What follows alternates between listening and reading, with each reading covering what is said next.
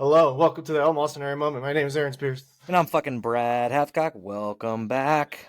It's 2 been, weeks off. yes, yeah, week number one was bad times around here.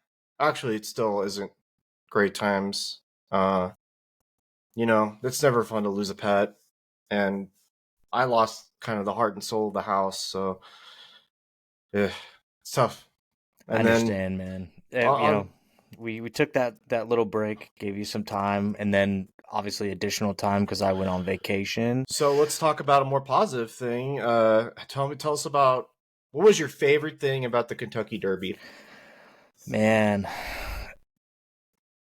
it's an atmosphere for sure.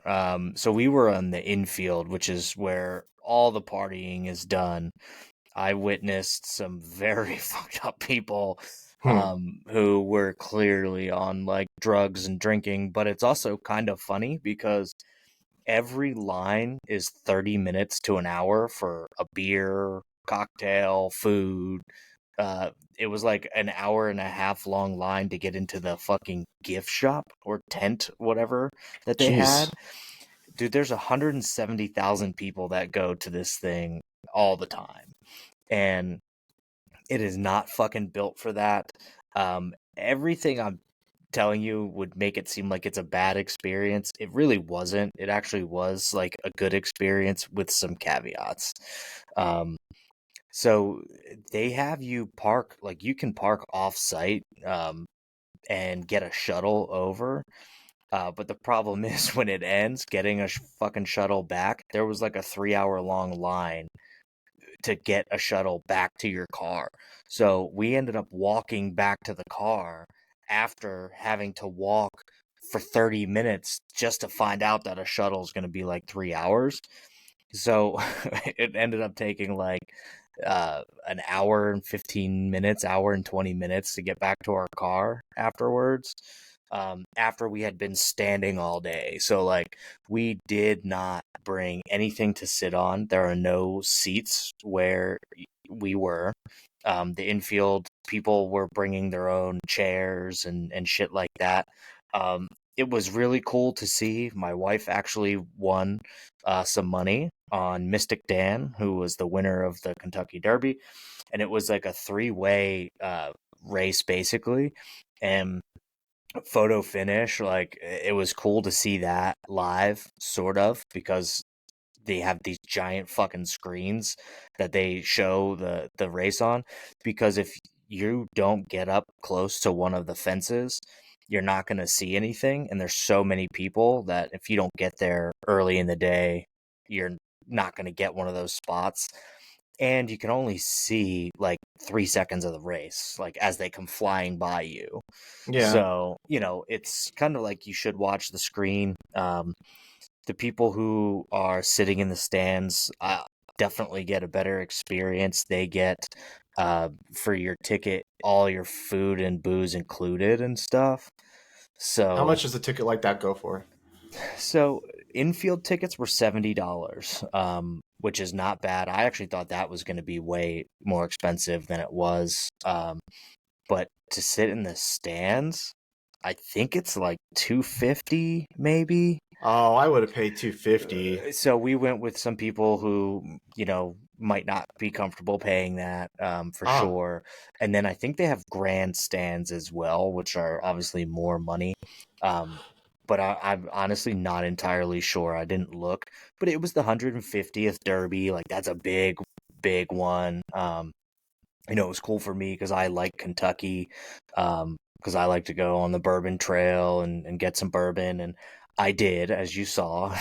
you got a lot of I showed bourbon. you. So I shared with Aaron a picture of my haul, which was crazy because some of the bourbons that we got from Buffalo Trace, you're only allowed one per 90 days.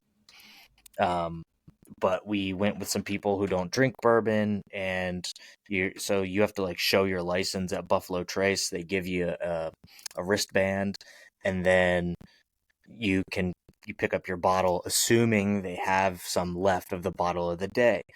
Well, they had a specific Kentucky Derby bottle for Blanton's, which is uh, one of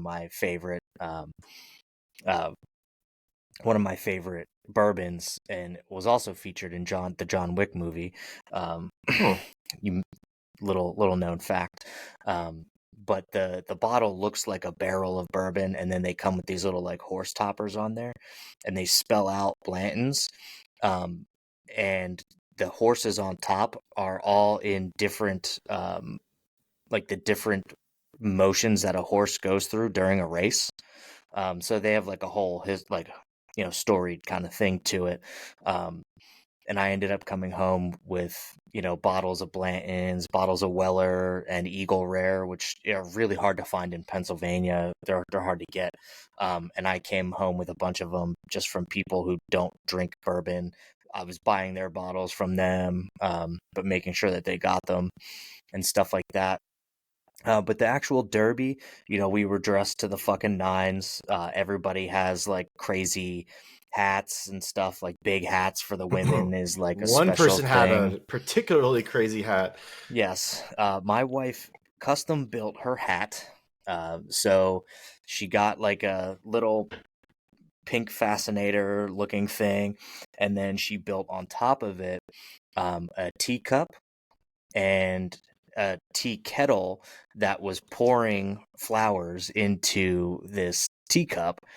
And she built this thing. It's crazy. It was wildly creative. Maybe we can use it as like the thumbnail or something for for the podcast, for this I'll episode. consider it if you have if I have permission. You have permission.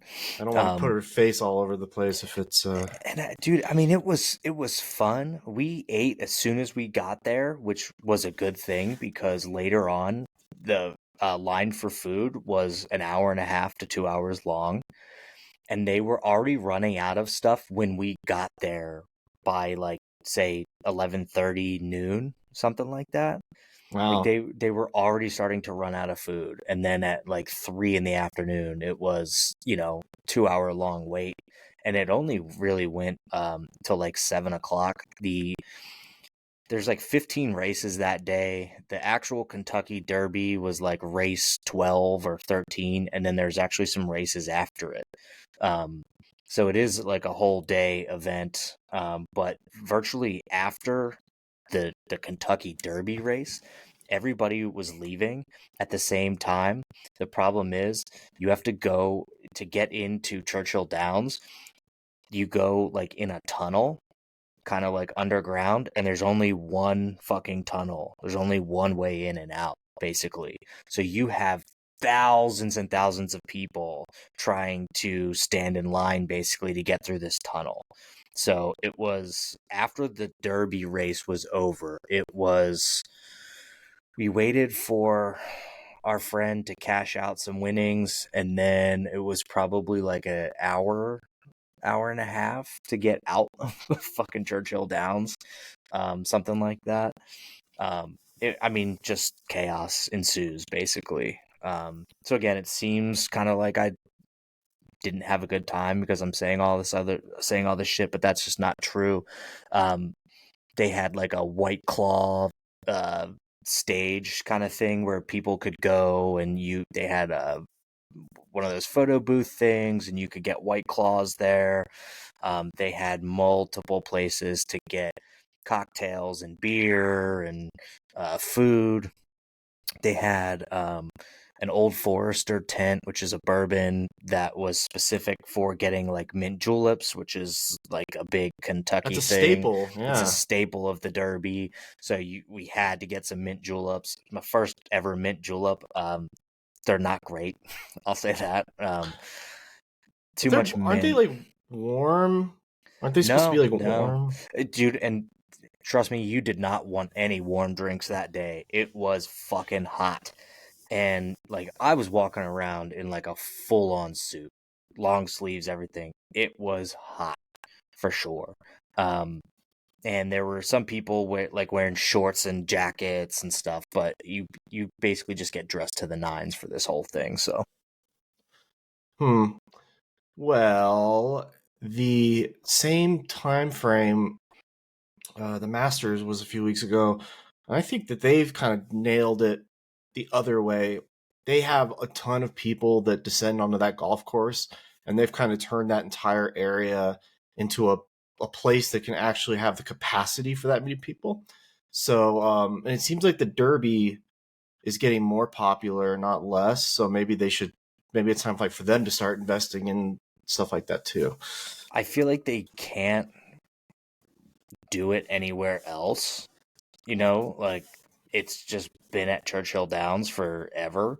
So it's part of the tradition. And I'm sure they only sell, so many tickets, but I think people just understand that the chaos is there. And this is for, like the peasant tickets like we had.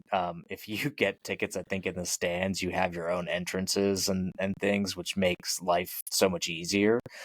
And so we're looking at potentially going again, not next year, because I don't like to do the same thing fucking 2 years in a row. But maybe the year after that or something.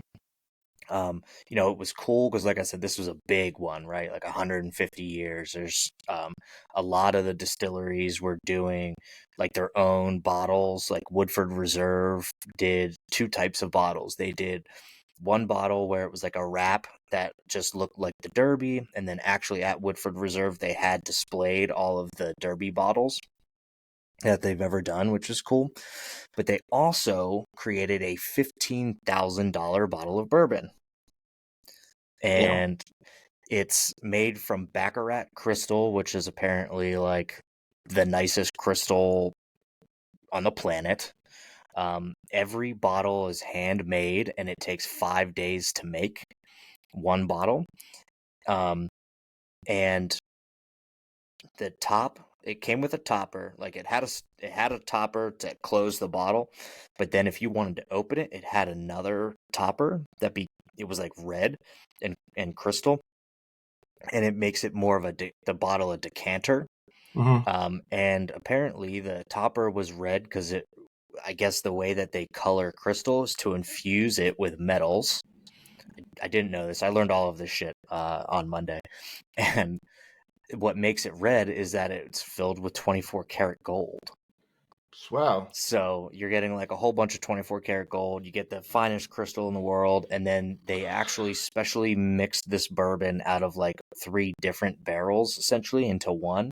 So it's a unique bourbon that, doesn't exist. It came in like a nice case and everything else. 15 grand.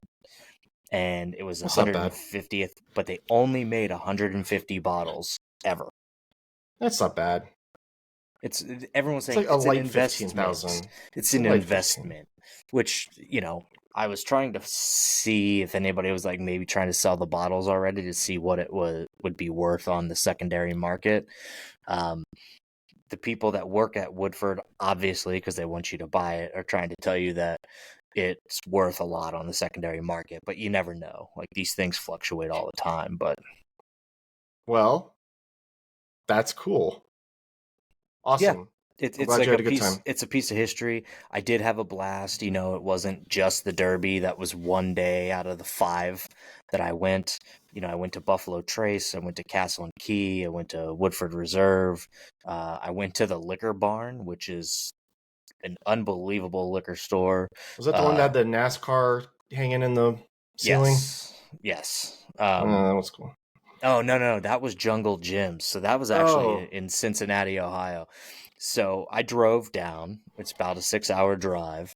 And on my way down, my air conditioning stopped working, which I just had fixed on Tuesday of last week. And so we stopped at this Jungle Gyms place. I let my wife and her friend out into Jungle Gyms, and I went and got my fucking car fixed again. tell the listeners what kind of car you have. I have a Jerp Grand Cherokee. And it was all working fine. Uh-huh. Literally, there's apparently this thing called a tip-em box where I can just smack it. Like you open the hood, you smack it, and it'll start working again. I don't know. It's so stupid. It's like the dumbest way to fix your car. But the good news is the guy did not charge me anything. I was fully willing to pay for his 45 minutes of services that he provided. But he just let me go. And so I was very thankful for that. Well, that's awesome because he probably makes about half as much as you do and needed that money, but decided out of the goodness of his heart to let you go.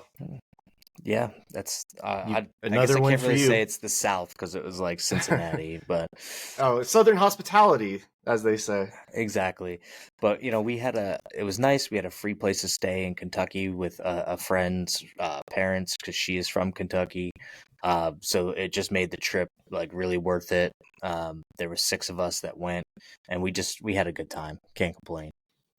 I have been to Kentucky. I'm here to co-sign with you. That whole place is beautiful. It It's is. awesome. It's a great state, dude. Their roads are actually really nice. Yeah, I did a lot of driving, okay, yeah. and their roads are really nice. We spent time both in Louisville and Lexington, Kentucky, and Frankfurt. And what people don't know, okay, I mean, people should know that Frankfurt is the capital of Kentucky, but it's also a small town. It's not a big city like you think most capital cities to be. It's actually a really small town. Um, yeah. I mean, like Sacramento's not really a giant place either. Sacramento's kind of like the least popular. Like when everybody thinks of California, you don't think of Sacramento, but there it is. It's the capital. So, well, that's awesome. I think it's kind of like my brain kind of goes into a different place when I drive through that part of the country because, as you know, it's like hotter than fuck out there. And I just think about those guys wearing those heavy wool coats during the Civil War, just Oh fucking yeah. marching through the swamps and the forests and that heat. Ugh, it must have been unbearable. Yeah, I have a buddy who does a lot of reenactments and does like Civil War, Revolutionary War, World War II, and he does some of this shit in the middle of the summer. He's like, "Oh, we sleep like outside." I'm like, fuck that, dude. It's It's horrible. 90 degrees at night and it's really fucking humid, which makes it Guys even lived that, worse. man. I I mean, know. those what they were wearing wasn't like you're carrying around a sword and pushing a cannon and supplies. Dude, and Ugh, they're out there LARPing that shit for fun. which I can appreciate because I'm not going to ever do that. But I'm glad somebody is. Somebody's continuing the tradition. I need to get him on here to talk about a lot of that stuff. I think the two of you would have very good conversations. He's one of my best friends. He was a history major in college, and he does all kinds of reenactment stuff. He's tried to History get me guys are to the do best it. guys. Yeah, I mean, They have it all. They can memorize it all. I try, but man, I can't remember everything. but none of them ever actually work in like a historical Well, field. yeah, you're right. You're right. I mean, that's why I tell people like I'm way into history. You know, they're like, well, that's great and all, but like it doesn't serve any purpose unless you're gonna sit down and have a podcast where you bring it up. I mean, otherwise it just doesn't matter. And most people don't know a lot about history anyway, so even if you did bring it up to them, they might not even know what you're talking about. He knows way too much. I'll say Yeah, that. I would love to talk to somebody who just knows way too much, just so I can like, you know, because I don't know. I really the only our buddy Peter has the same sort of knack for that, but with literature. Mm-hmm. And it's nice to talk to somebody who knows so much about a topic that you don't really know a lot about.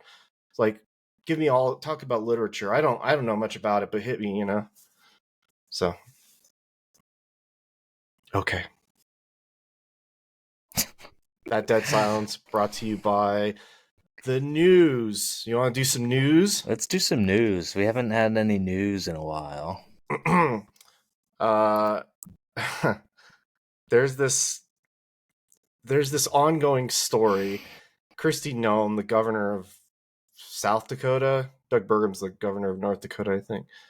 Um, she has a book coming out. I'm only bringing this up because I thought it was just so fucking stupid. In this book, she details various things that are A, unflattering and make her look like a psychopath, and B, completely made up, but like, why would you even make something like this up? And so the first story that came out was that she shot a puppy because it wasn't doing what she wanted it to or something. Yeah, John Wick won't like that. Yeah, Um, it's like, she shot don't. this dog because it was supposed to be a hunting dog, and I guess it was determined that it was not going to be able to hunt, so she just shot and killed it. Just like a Which, normal rational thing to do. You don't put it up for adoption. Don't keep it anyway. Just fucking shoot it in a gravel pit. so there are people coming out saying, well, like it's normal to do that in certain states and stuff, and it's like, well, there's other options, especially now. Like, there's way more other options than I just don't. shooting it. Yeah, it's not a good argument. First of all, if I'm the person that's publishing the book, or I'm Kristi Noem, I'm taking that shit to the grave with me. I'm not letting anybody know that I did that because that is Especially just not when you're fucked up. trying to be like Trump's VP pick. The best thing that Like, best thing about it is we never have to think of, or hear about her ever again because everything that she's done since then has been completely awful. Every interview has been awkward, and then this book isn't out yet, so there's more shit that's coming out. She had this story in there about meeting Kim Jong Un and like talking to him about her kids or something, and it never happened. It's absurd. Like, why is that in there if it's not true? well, ironically enough, she's shooting herself in the foot because everything that she's doing is trying to like defend this book, and like you said, there's a lot of things that are coming out that just aren't true. But she stands firmly behind it, like for whatever reason. I mean, Well, she and said there's a ghostwriter, right? Politicians have people that ghostwrite their books, sure, but you have to read your fucking book. You can't right. just let somebody ghostwrite it and then go Or like, "Oh, probably good." maybe your ghostwriter was, Jen Psaki or something, and is just trying to like shit on you. Who knows? But I don't know. Like, don't don't go on like a defense tour where you're going around saying, well, like all of this is true, but like it's okay. Like, this is just where we live. I'm sorry, we live in different times now. Like, this isn't the fucking 1800s where you just shoot a fucking dog for not hunting. Um, like, there's way more fucking options out there for you. And they just, I don't know, they don't do it. Yeah, It her doesn't do it for doubling me. down on it, defending it is strange because it's ghostwritten. You also don't want to say it was a ghostwriter. I didn't write that. Like, you don't want to say that out loud either. And Even though everyone knows that. It's yeah, like it's standard practice. I would say that unless yeah, even I don't want to say like Bill Clinton or Obama. I mean, those guys wrote books, and I'm He sure they had a did write ghost most of it. rider, and it was Monica Lewinsky. I like that one. She was in the news recently too. Probably not for anything good. That's because she's a Actually, rocket. yeah, yeah. I actually have his book called My Life, I think, and it's got to be one of the biggest books I own. It's so fucking big. I'm like, you're the governor of Arkansas. You have that much? Anyway. I mean, he still Well, had half his life to live when it came out. he has secrets about Hillary Clinton. Let's just say that. So You know, it's interesting. These guys that are president, they write books. Trump will never write a book, but it'll um, be ghostwritten for him though. well, he kind of already wrote his book, right? Like a long time ago. I mean, usually when presidents leave office, they like publish their memoirs and they'll write a book or whatever.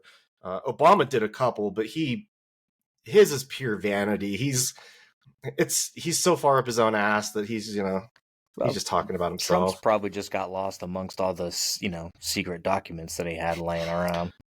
Well, we can move on because she's not going to be vice president now, so No, which is great because a politician that's a rat bag can usually survive most scandals, but the dog shooting the puppy hard to come back from. I think that's a big Um, no-no it's a these big days. no no. So I think she's gonna struggle with that for sure. But like, Trump's been in court. do they recall the governor? Like, I don't know.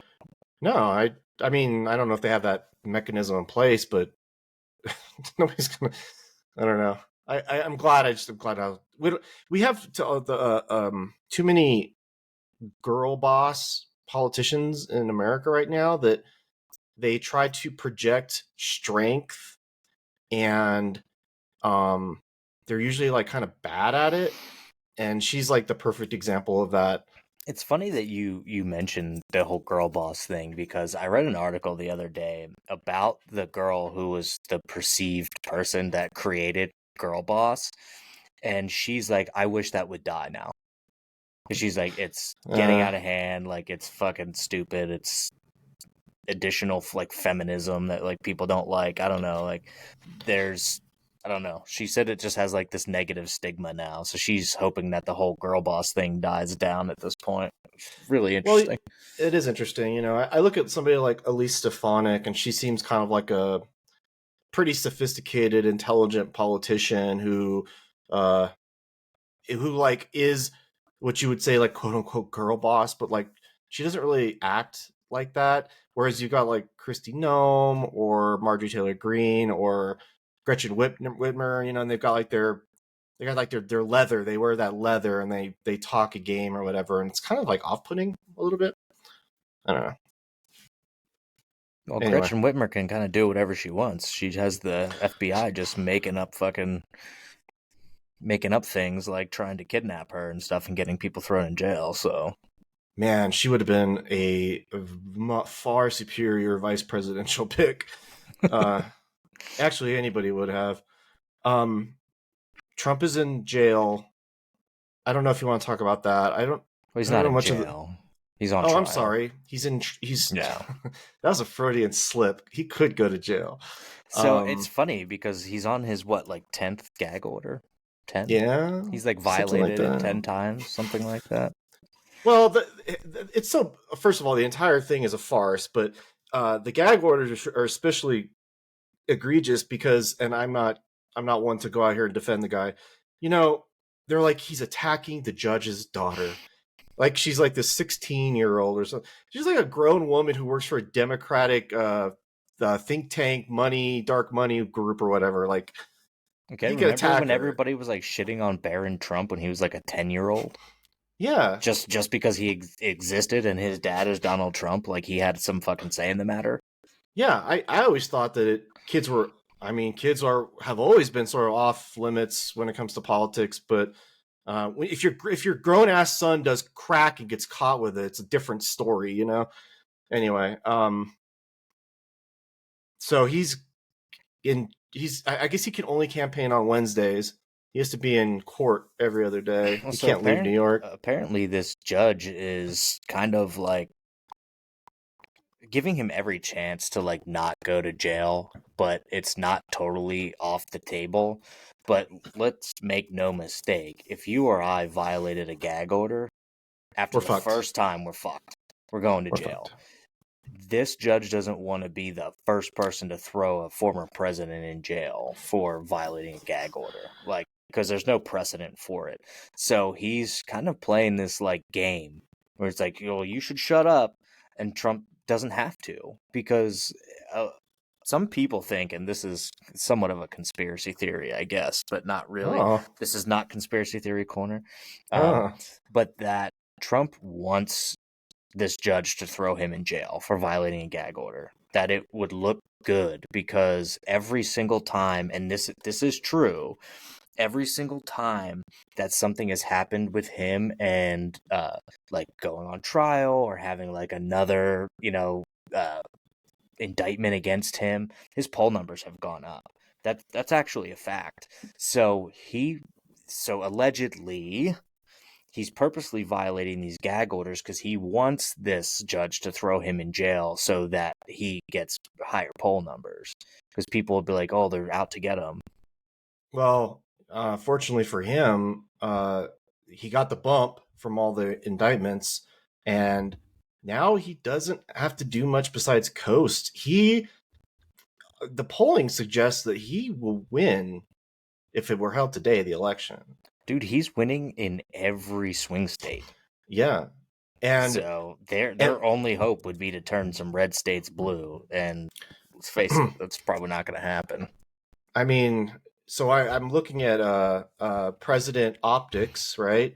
And he has now surrounded himself with aides when he goes to Marine One, right? Did you see this story? I did not. When he crosses the south lawn to go to Marine One, usually that's when they walk across the yard, and he looked horrible. He looked 100 years old. So now they're surrounding him with aides to kind of cover it up, which is interesting and plainly obvious. The other thing they're doing is they're limiting his speech time to like 20 minutes. And there was this poll out that We're said, talking Biden now, correct? we're talking All Biden right. now. I don't think So that like, was, you made that abundantly clear. yeah. So, well, the idea being that, Trump is stuck in court, but Biden is doing the heavy lifting for Trump by being awful. And so they're limiting his speech time to about 20 minutes. And he's still saying like all matter of crazy shit. What was the last one? He said something crazy. Well, he says like he was a professor at some point, which isn't true. And his grandfather was eaten by cannibals in World War In II. New Guinea. It's fucking nuts, Which dude. he's getting pushed back on by, I guess, the president of New Guinea, saying like that's not even true. Like, so he's it's a making us stereotype. fucking look foolish, man. Like on the world stage, like 100% he is. And like you said, he's kind of surrounded by aides, and they're like limiting his talking points and stuff. He's agreed to debate Donald Trump.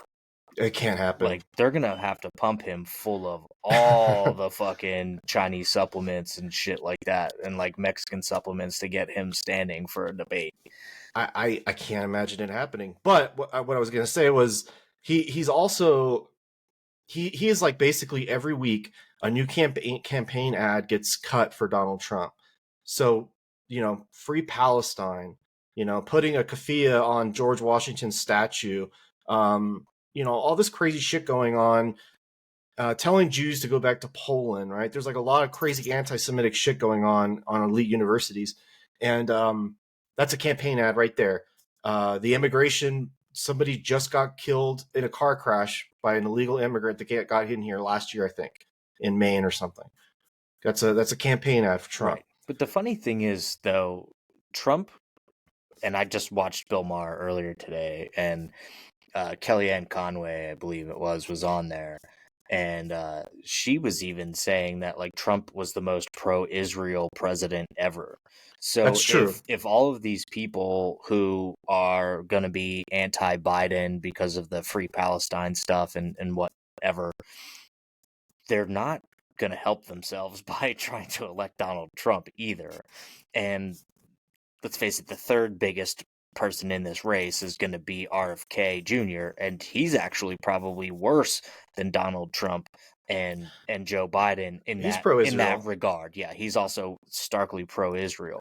So like these people that are bitching and complaining and like doing all these protests and sit-ins and taking over buildings and shit, it's not going to get any better whomever the fuck you pick. Well, that's Unless why it's like Jill Stein, maybe. she's very anti-Semitic. But here's what Biden's biggest problem is that he could come out and just say like, I don't like any of that. Whatever's happening out there, it's just bad. But instead he doesn't.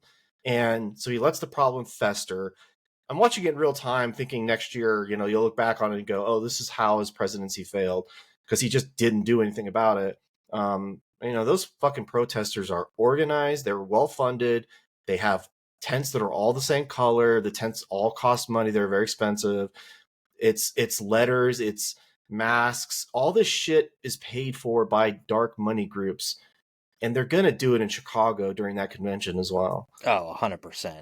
And that's going to look so bad. I want to say something, and it just shouldn't get lost, okay? Everybody's throwing around anti-Semitic for everything. Like, Israel itself is doing that, and basically anything that they deem that is not pro-Israel is anti-Semitic, even if it's not inherently anti-Semitic, okay? Like, they're saying that if you're just protesting, say you're not sitting here saying like free Palestine, but you're against a perceived genocide, however you feel about that, because I'm sure we'll touch on that. Netanyahu's coming out and saying you're anti-Semitic. Like basically, if you don't support Israel without question, you're anti-Semitic. So that term There's a gets thrown distinction, I around. guess. Yeah. But we say the same thing, right? When the left was calling everybody Nazis, well, like if you call everybody a Nazi or anything fascist, you're just actually losing the meaning. And Or now, right racist now, too. everybody's a Nazi or a racist or a fascist, and now nobody is. So, like, these words matter in terms of their actual weight. So if everything is anti-Semitic, then kind of nothing is anti-Semitic. Like, it's it's not an easy thing to do. And what is kind of a little fucking disgusting is half of these kids that are protesting don't know what the fuck they're protesting. It's these dark money groups are sending in these like professional protest people to kind of guide these things. And some of the students on these campuses are even saying these aren't students. Like, these aren't students. These are paid protesters or whatever, or what do they call them? Provocateurs. Agitators. Yeah, agitators, provocateurs. Like, they're also out there too. Like, we can't minimize that. It's not just these college kids, but it's almost like a January 6th thing, right? Like, you're being Sure. agitated to go into the Capitol building. It's the same. It's kind of the same thing. I'm not It is saying kind of the it. same I'm thing. not saying it's on that level, but it's up there. Like, they're being tricked ultimately. And let's not mince words here. They're stupid. Like, they're dumb enough to like get tricked by this shit. But it's part of it. And Yeah. I think we saw that with some of those riots in Minnesota or something. There was literally like stacks of bricks that people could like pick up to throw through windows and shit. Like, somebody Yeah. had to have put them there. It was like on a Yeah. pallet of fucking bricks. Like, that's what protesting has become, and that's why people hate it so much now, because it's provocateurs and agitators. Like, protesting doesn't look today like it did during like the civil rights movement, where there were sit-ins and like all this and stuff like that, right? Now it's just who can create the most like anarchy during these protests. Well, that's where they usually burn themselves out, and then the real serious people get real serious. So, yeah, like during '68, during those protests, they first of all, it's very different because the Vietnam protesters were protesting because they were actually being drafted and they Right. didn't want to go to Vietnam. Like they were protesting something that actually affects them. But after those protests sort of died down, and after we kind of got out of Vietnam, some of those serious protesters in that book Days of Rage, they did not stop. They started making bombs, and there were like Sure. 2,000 bombs in 1972. And Bernardine Dohrn and Bill Ayers, who is Barack Obama's mentor, they were literal terrorists. They were blowing up recruitment offices and post offices, and they were doing it in Chicago and New York and Los Angeles and San Francisco, and they were doing it, and there was only like 10 or 12 of these groups in each of these cities. They're 10 or 12 people, and they were the ones who didn't stop protesting. So the thing is, you think it's going to end once the school year ends, right? All these dumbasses go home. Some of them don't go home. Some of them go to Chicago. Well, or they're creating their own Chaz. Like, remember Chaz? Like, they're kind of Yeah, just doing that on site. And they then, let them. did you see the one interview with that one dumbass girl where she's like, we need water and food, and they were They're like, LARPing as well, have Gazans. have they restricted water and food from you? They're like, well, no, but we just want to know that they're not going to cause us any issues. And it's like, shut the fuck up. They asked for humanitarian aid. They Yeah. used all the words of Yep. people in Gaza. They did. So one thing that it was nice probably for Israel is that it didn't have the spotlight on it anymore because all these protesters made it about themselves, right? That's what it's all about. But unfortunately, you're seeing some of them win. Like, I think it was at Brown Yeah. University. Like, they agreed to look at all of their investments and try to divest from like Israel's investments, or at least have a vote about it, and open up transparency into the investments and stuff like that. Like, imagine fucking bending to the knee to like these morons. it's not bending the knee. It's like a handshake deal. They agree with the protesters. They'll go back on it 100%. I mean, Yeah, well, they have a fiscal responsibility. right. So they'll show all their investments, but they won't actually divest from it. Like anything that makes these universities money, they clearly need all of it. Like enrollment's down across the board. A lot of universities are struggling right now. Here in Pennsylvania, we had a bunch of state universities actually merge together. So I went to a school called California University of Pennsylvania my freshman year of college, transferred out. Um, they now have partnered up with like 4 or 5 other universities, and now they're called Penn West. So they basically created like one college from like 5 colleges, and they share like administrative costs and stuff like that. That's how much universities are fucking hurting right now. Fuck the universities. Okay, I don't care. I think we should end taxpayer money going to all of these institutions. Well, so that They're that so apparently rotten. was on the table. Like, you know, I think it was Mike Johnson said that we should seriously look at uh, not giving federal funds to any universities that allow these protests to continue.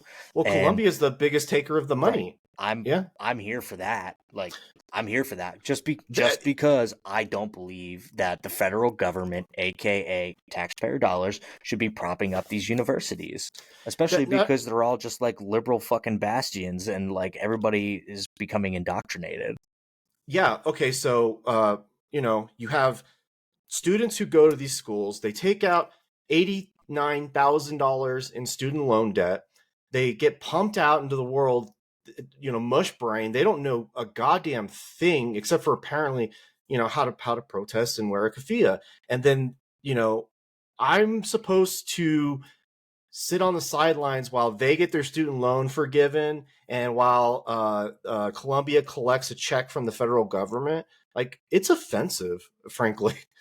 I I don't agree. like any of it. I agree. So if you and I have talked about the protests, and I said just imagine being afraid, like you want to squash the protests, and they've been sending police in and stuff like that. I said imagine being afraid of a bunch of morons with signs.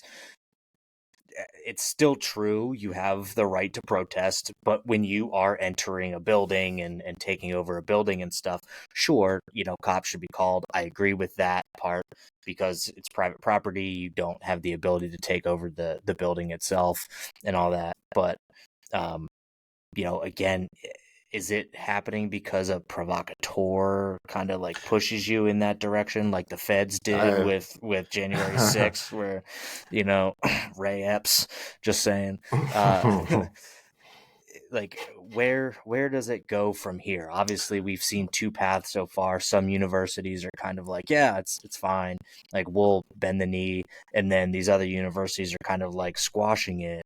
Like at UT Austin, they sent in these fucking police who are too afraid to go into Uvalde and save children from being killed, but they can show up with batons and beat the shit out of unarmed kids.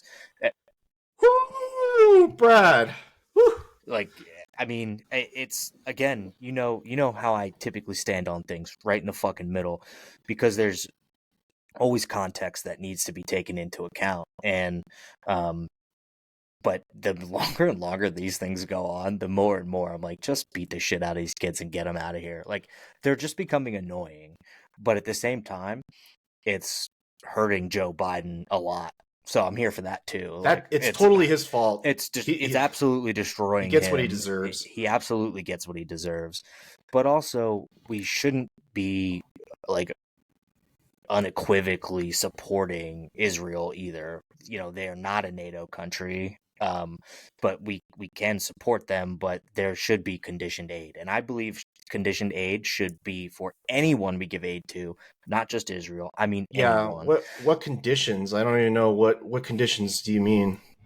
I mean, I don't even know. What does that look like? What does conditioning aid from the federal government look like? Because we don't do it. So, Well, they threaten to, but then I asked the question because I, on the other hand, think that there should be no conditions on the aid because I don't think the aid, specifically the munitions, I don't think those are being used unethically is the wrong word, but I would have to disagree because I believe you shared the article the other day where an actual smart bomb was used to target 6 children playing in Gaza.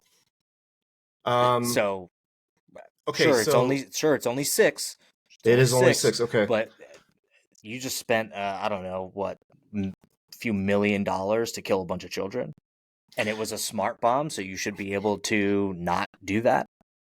so whenever I hear somebody, you're making a point that's valid, right? But if you don't give them the munitions that they need to do precision strikes, you're forcing them to do it the other way But they're because they're going to using it do it. precisely to kill children in I that need to look. instance. In I that need to look into instance. that. I need to look But into that story also, more. I sent you articles where the U.S. is considering sanctioning a specific group within the IDF who has been known to commit what people would consider war crimes. I read And that too. and so how can you not condition aid? Like, all of these things. How could you not put conditions upon What is the that aid? condition, though? I What don't know. Well, again, I it's not mean, something we I don't think we've ever done. So I how mean, can you Biden. build conditions? I mean, that's why I think Biden deserves to lose. Like, he's addicted to not finishing the fight. So he tells Ukraine, just don't attack the oil infrastructure in Russia because we don't want the gas prices to go up. And he's got protesters, and he's like, well, we don't want to piss them off, so let's not give them everything they need. Like, buddy, let them take Rafah, get it Right. over with. But at the same time, he pulled out of Afghanistan, which was wildly unpopular, especially the way that it went down. Oh, Was yeah. wildly unpopular, but he still did it anyway. Well, he makes So horrible decisions all the all time. around. Oh yeah, all the time. Like, Like, none and of this is good. that's what I mean. Like, this is one of the times you and I actually aren't arguing about this, right? But we always argue in bad faith, typically on purpose. Sure. And but you and I generally are actually, I think, on the same page with this. I probably have more caveats than you do, which is fine. I believe Israel should be able to defend itself, but I sit here and I chastised the Obama administration, the Trump administration, and stuff for their drone strikes and killing people in other countries because, overwhelmingly it killed more civilians than anything else.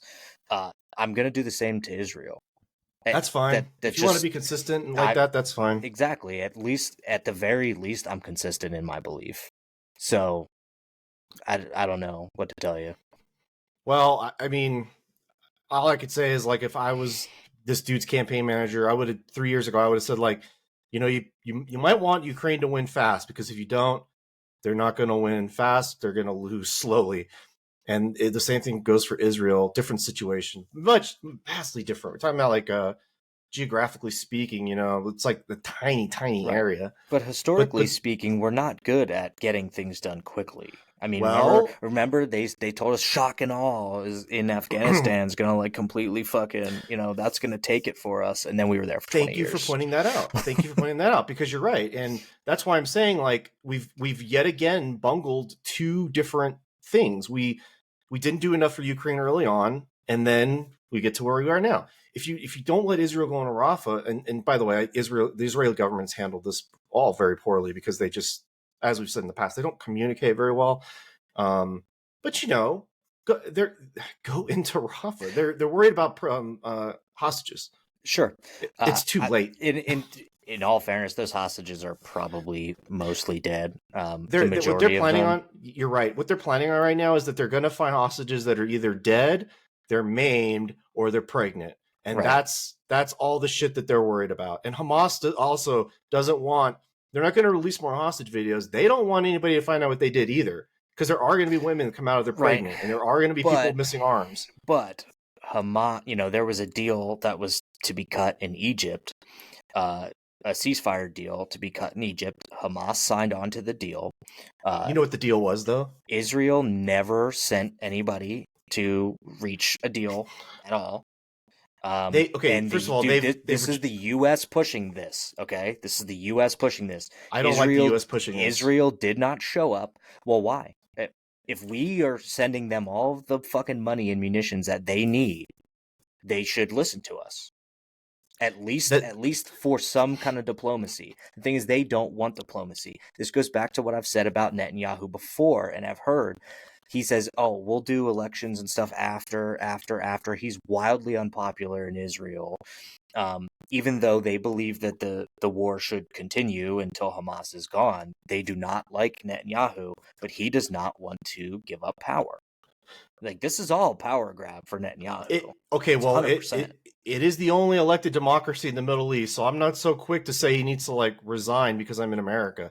Let me say one thing about that deal you said. They declined 9 or 10 ceasefire deals already. That one that you're talking about that Hamas said they signed on to, they just said, "Yeah, this is what we like," out of nowhere. Oh, And sure. Yeah, and it was like, we want 33 Palestinian terrorists in jail. We want 33 of them for one hostage. I mean, they said we want, what was it? Like, it was the ridiculous to man. It was like a one state solution and all this other right. stuff. But and which is obviously wrong. Like, that's not going to happen. But the Biden administration has consistently said red line, red line, red line, red line, time after time after time, and that we're going to condition aid if you go past this red line. Rafah also was considered a red line for Joe Biden, and Netanyahu just keeps stepping on him. If nothing else that we can kind of take away from this, Israel is making Joe Biden look stupid because he's constantly saying, here's a red line, then they shit on it. And he's like, okay, well, here's the next red line, and they shit on it, and so on and so forth. And he still keeps giving the aid because he also says we have to support Israel no matter what. Well, he's fucking It's sucks at making his him job, look right? oh, definitely, but they're I mean, making a fucking mockery of the United I don't. States. That's not Israel's fault. Biden could say no red lines, get it done fast. He's not. He's just like, he's made this go on now for 7 months. Um, I don't. It's like astonishing to me the degree to which he will snatch victory from the defeat from the jaws of victory. Yeah, I mean, Joe Biden has just been bad on all of this stuff, and Also, Kellyanne Conway did say something like Trump was like the last president to not start any new wars. Let's not mince words here. Like, Joe Biden didn't start any of these wars that are currently going on. no, he may have been a factor in them occurring, sure, but he didn't you start know, them. I mean, I will say, by the way, that the last time Congress appropriated money for weapons to an ally overseas, the last time a guy said no, he got impeached for it. And Biden is doing the exact same thing right now. I mean, it really is like, our media is so broken that they can't even cover that properly. They won't ever impeach Joe Biden. Democrats will never have that, and they have Mike Johnson in their fucking pocket now. Like, they're saving his entire fucking career at this point. Well, They would that's fine. never do that because Democrats still believe that the only one who can beat Donald Trump is Joe Biden. Like, they won't even. I mean, they've rigged their own fucking primary to make sure that Biden They're in a wins it. denial. They're in a bubble. It's wild, man. Yeah. And all the polls show that that's not true. Now, we have to remember, like, all the polls showed Hillary Clinton beating Donald Trump by a landslide, and that did not happen. So, Well, that's what makes her the most critical, influential political figure in American modern history, because she got Bill Clinton and Barack Obama and Donald Trump all elected president. That's how bad she is. Yeah, I just think it's hilarious that they impeached Trump for withholding aid, and now Biden's doing the exact same thing, man. And it's like, these guys, it's either okay or it's not. I mean, I get it's the executive, but Congress is it's not equal branches of government. Congress is the most powerful branch. They well, could fire it the should guy. be. It should Yeah, be the it most should powerful be. branch. Unfortunately, over the last, I don't know, 50 years, Congress has consistently shirked its responsibility and given more and more power to the executive branch. That's Basically since the 80s. that's Yeah. just a fact. So, I don't know. Like, they need to take some power back and, like, get rid of the AUMF. Never going to happen. They They need don't to, want like, it. take FISA, out, but it's never going to happen. Like, they already extended FISA for another, I think, 2 years, and it's never going to happen. Actually, they just expanded it, believe it or not. I mean, a lot of these polls that come out say like the public is like thinks that the economy was better under Trump, and any anytime there's any good news, it's like why don't people realize how good it is? It's like, well, A, it's not, and B, you passed a bunch of spending bills that were named like the Inflation Reduction Act that didn't do shit. So Yeah, these are all just a that's what series they of like to missteps. do. They just like to name bills that make it seem like it's doing something when it's not. Like, it's not even addressing the issue of inflation. And inflation is still up. Like, the Fed just said that they're not cutting rates. Like, rate cuts were on the table, and then inflation started going up again, and they're like, oh, now it's off the table. We're not doing that. I mean, it's crazy, man. And like at some point, look, he loses, he loses. I think it's more than likely now, actually, that he does. I But think no matter what, we all lose. we do, we get what we deserve. America is losing. Like, no matter what happens, America's getting what it deserves. But at some point, a regular person is gonna have to say, is the inflation and all this other stuff going on, is climate change worth it? You've terrified an entire generation into the shit, and then you pass the Inflation Reduction Act, which had like tons of spending for that, and EV sales are plummeting. People don't want them. They're being canceled. Some companies aren't investing in EVs at all. They're just doing hybrids now. Yep. Um, I mean, Hertz is selling all of their EVs at like bottomed out prices and stuff like that because they have no interest. The cars don't work when people get them, and they spent a ton of money on EVs, and now they're trying to backpedal and get rid of them all. And they even fired their CEO over it, or he and resigned. and well, and this is all, the climate change policies are affecting inflation, and we're making carve outs. Biden made a carve out. These guys are really friendly with China. It's disgusting. That you could buy batteries from China. Like, that's okay to make an EV because they're so desperate for the EVs. They can't make the batteries here. Well, I just saw something like one of the best EVs in the world is actually made in China, but you can't buy it in the US. Well, we have a lot of restrictions, but no, it only goes one way. Like, we can get the batteries, we just can't get the cars, or whatever. Huawei, not that that's the same. That's actually a security concern. But I'm losing my freaking mind because I just see this getting worse and worse all year. Whether it's the money, it's the gas prices, it's the politics. I mean, the only reason people are out protesting is because the weather's fucking nice. Right.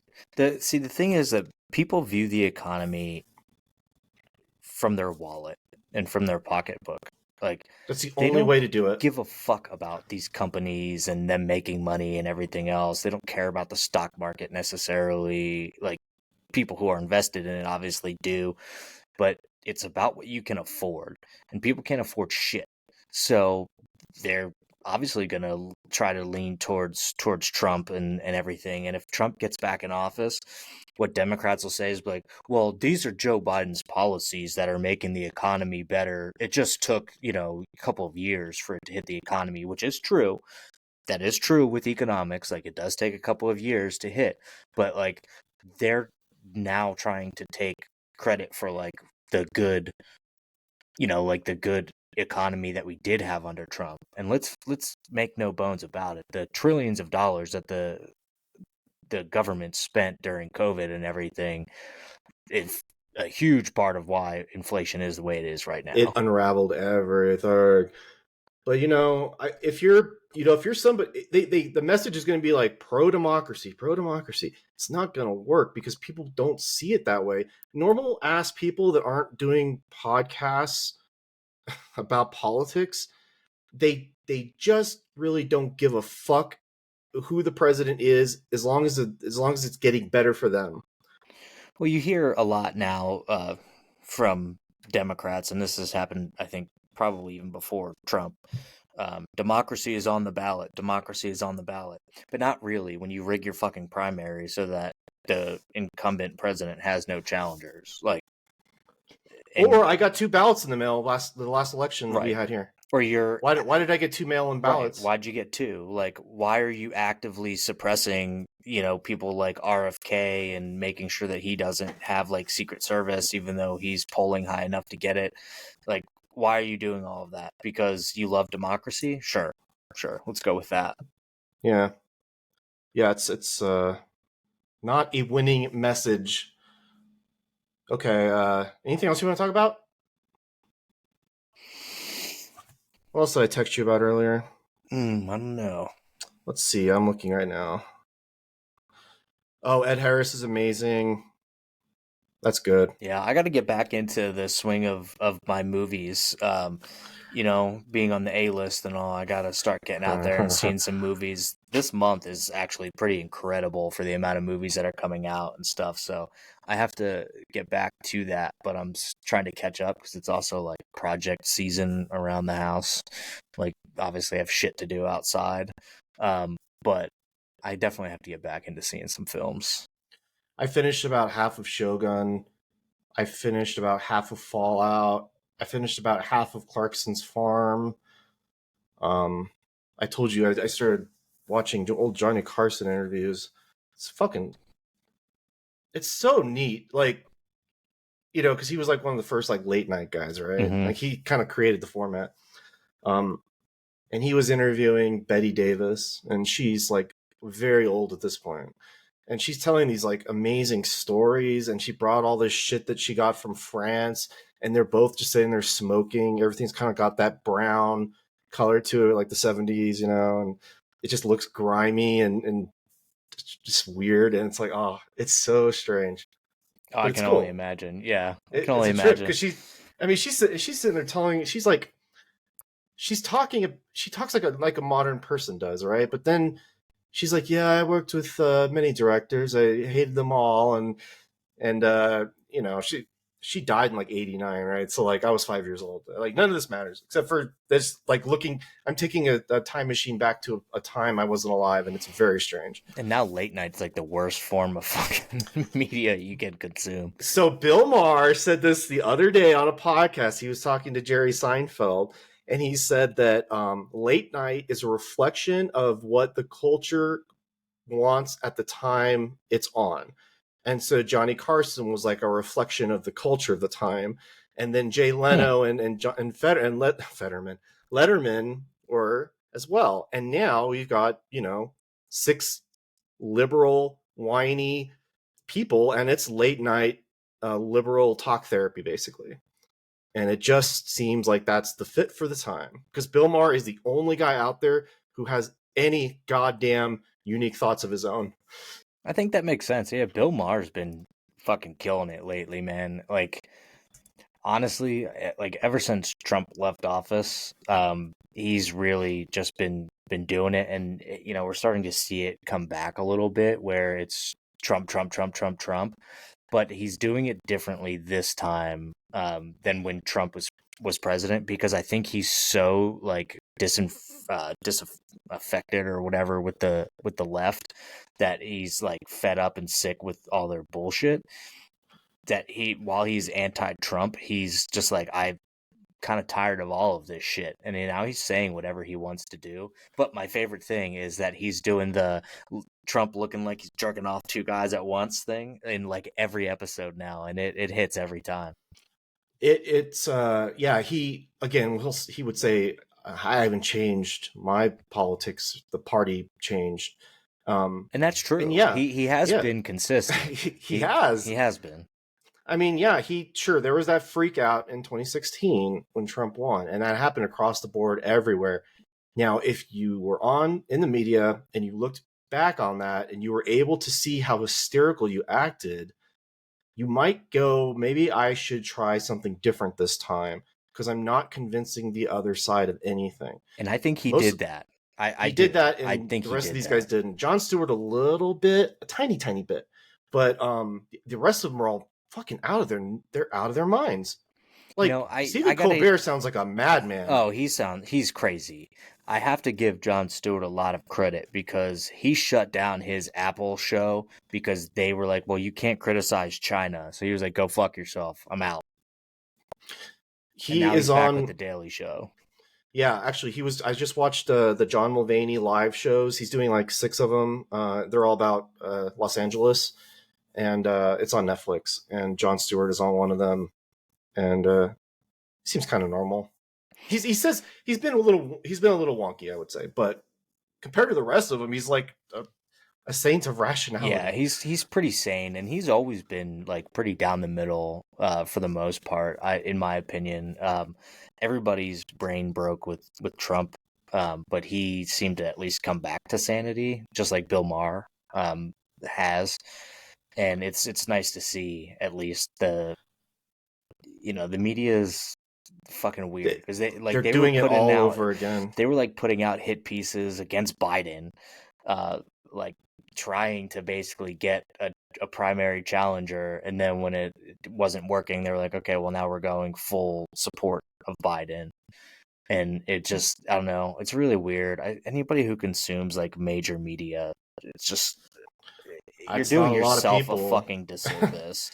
Well, no, I mean, they released the numbers of like how many subscribers Joe Rogan has versus people who like watch uh, CNN, MSNBC, yeah, yeah. whatever, and it was like 14.5 million for Joe Rogan versus like 100,000 for CNN. It's like, oh, Yeah, they learn no lessons because I watched them do this. They're doing it again. They are ignoring the bad things that the current president is doing.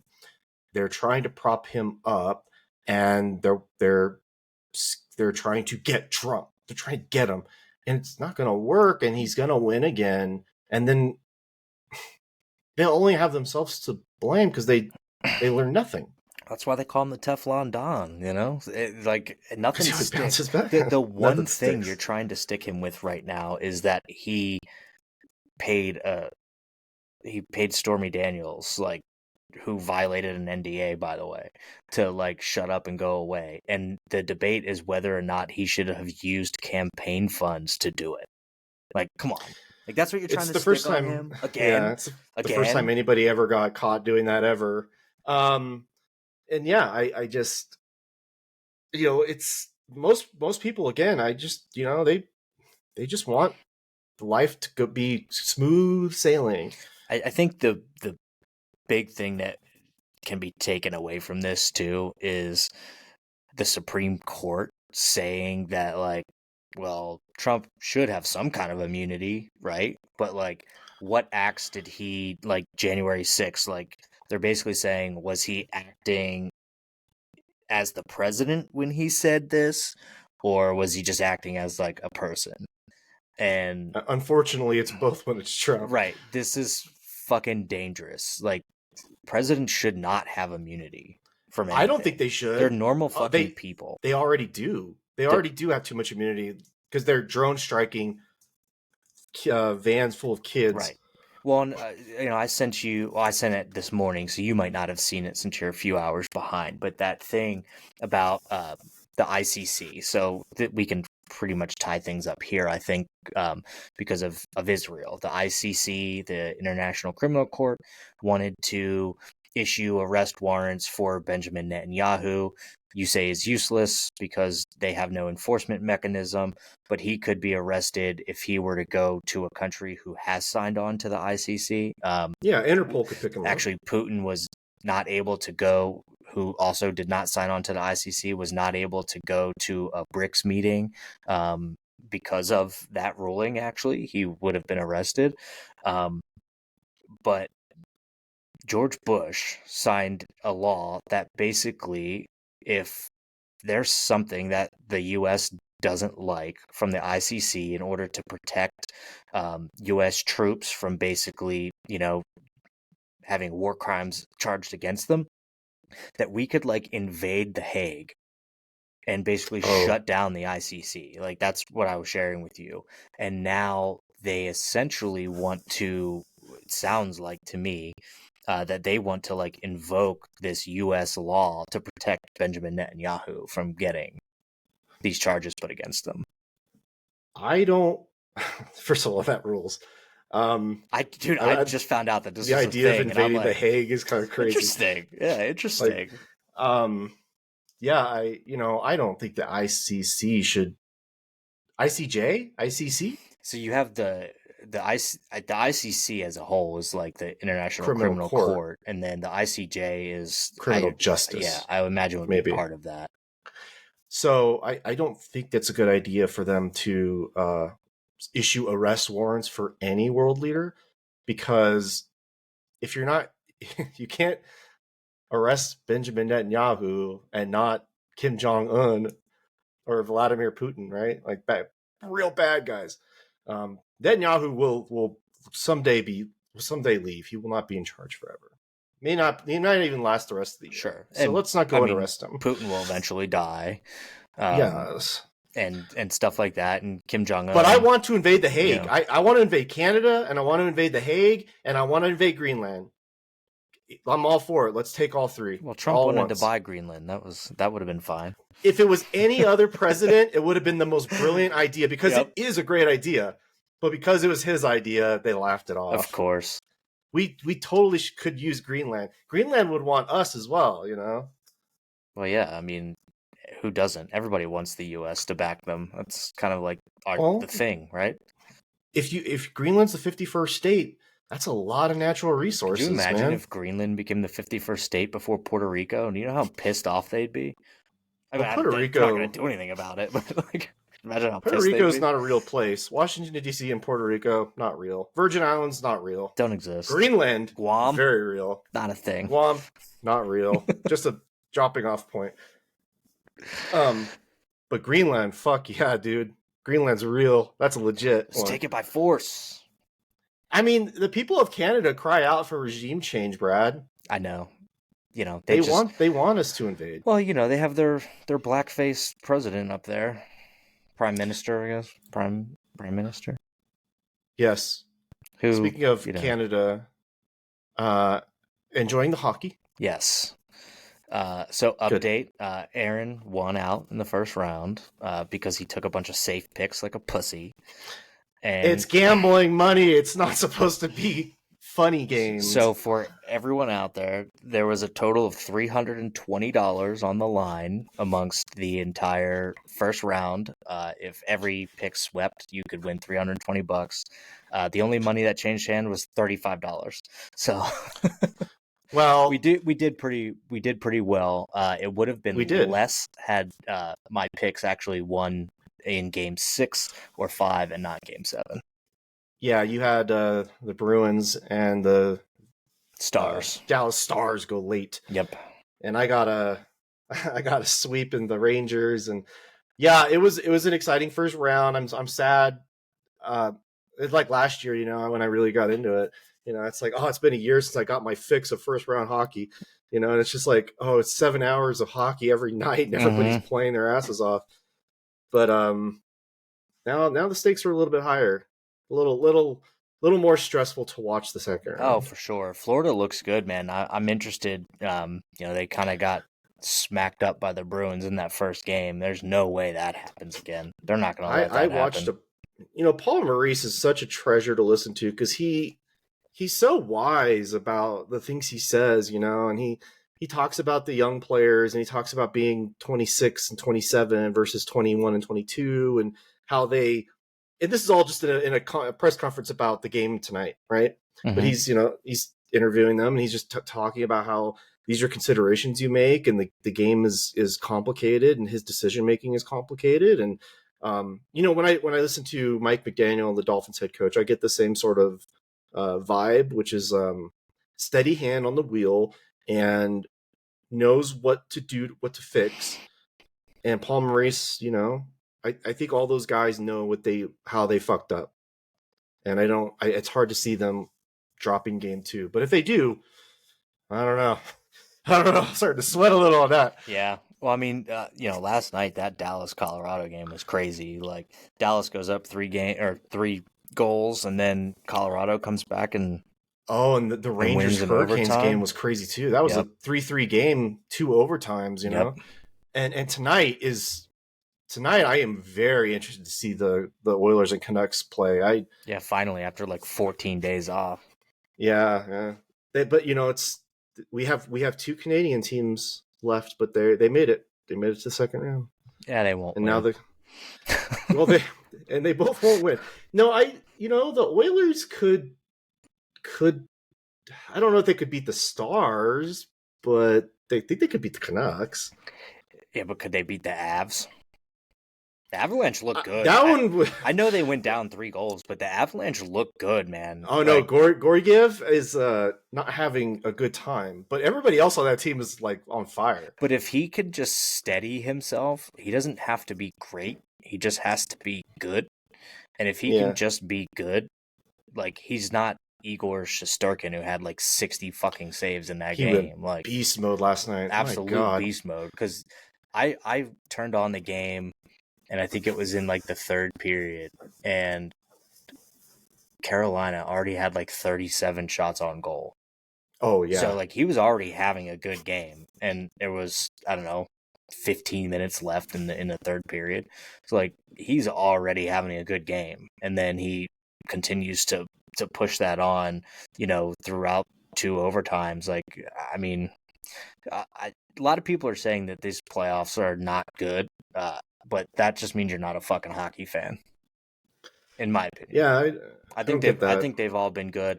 Obviously, the Rangers Cap series was a sweep, but there were times when the Caps took over those games and they just couldn't score, which is fine. And then they lost because they don't have a good team. Like they suck. They're getting old.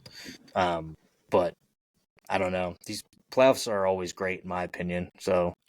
It's like when people bitch about like a 10-10 football game, right? It's like there was no scoring. It's like, my guy, like sometimes exciting games are the games where there's strong defense, and that happened a lot. Well, in hockey, they've been trying for years to get rid of certain shit. Like they talked about making pads smaller, making the nets bigger. Which I will say, if they make the nets bigger, I'm probably out as a fan. In my opinion, like this isn't fucking lacrosse. Players will find a way to increase scoring. It's just I'm not here for that kind of rule change. But they've been trying to get rid of these 0-0 games that end in overtime or a shootout. But they rarely do. Yeah, they rarely end in over. It's like last night. Like the Bruins played the Panthers. They dropped 5 on them. Right. That's a big score. Yeah, we'll see. Yeah, we will. Okay, so I'm going to bounce. I hope we don't wait 2 weeks for the next one. Absolutely not.